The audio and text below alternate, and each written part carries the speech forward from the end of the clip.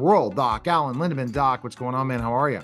We're doing really well here, Neil. And you? Fantastic. And today's topic, headaches during pregnancy. Why have you devoted an entire chapter to headaches in your book, Pregnancy Your Way? Well, because it's important to know whether your headache is benign, that is not dangerous, or whether it's a dangerous headache. And thank goodness, most headaches are benign. They're nuisance headaches. Migraines certainly hurt a lot, and so can tension headaches. But you should know what kind of headache you have, because that could save your life. How do I know if I have a migraine headache?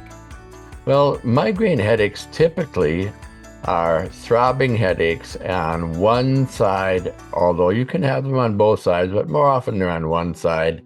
They're caused by increased blood supply to the vessels around the brain. That affects the blood vessels and the nerves that go along with the blood vessels, the neurovascular bundles. They can last 4 hours to 4 days. What's the cause of migraine headaches during pregnancy? Well, for the most part, I think we've been struggling with the cause of that for a long time. But like I said, this is changes in blood flow for the blood vessels that surround the brain and the nerves that go along with those blood vessels. Over half of pregnant women will have some relief from their migraine headaches during pregnancy, and that relief will begin late in the first trimester and stay throughout the second and third trimesters, but they probably will have a rebound after they deliver. Will migraines during pregnancy harm my growing baby? Absolutely not. How many kinds of migraine headaches are there? Well, there's basically two kinds. There's the kind with aura and the kinds without aura.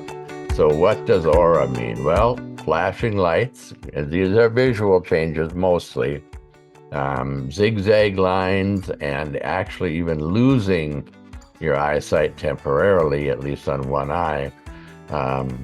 The aura usually occurs before the migraine, but it can also occur during the migraine. How can you manage migraine headaches in pregnancy? Well, there are many ways that you could do it. I read several articles for this, talk about cold packs, darkened room, sleep, avoiding triggers such as coffee, chocolate, and stress. Well, how do you avoid stress? It isn't always easy to do. Also, treatments include biofeedback, massage, and acupuncture alternatives. In pregnancy, what medications may a person take to treat migraines? Well, for years we've said Tylenol is okay. Now that's kind of controversial too. Caffeine, 1 year is good, 1 year is bad, so it's hard to say make a recommendation.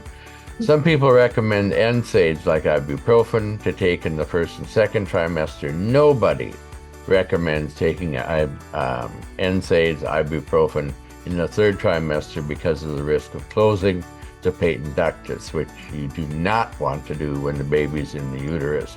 There's also sumatriptan, which everybody seems to agree on, and there is, of course, codeine and morphine, and we're worried about getting used to that addiction.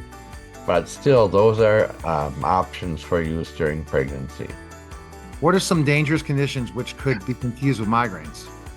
Well, brain bleeds. You don't want to have a brain bleed. Those are quite morbid. We can get very sick from that. Meningitis, which is an infection of the membranes around the brain, and brain tumors, of course, you can have. Thank goodness they're relatively rare. The thing about brain tumors is they don't know age. In other words, whether you're 10, 20, 30, 40, 50 doesn't make any difference. You're still as likely to get them as anybody else. And finally, there's a real big problem associated with pregnancy is hypertension, untreated preeclampsia and eclampsia. All right.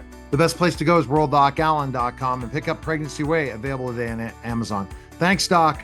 Thank you, Neil. All right, that was the World Doc Allen podcast, guys. Take care.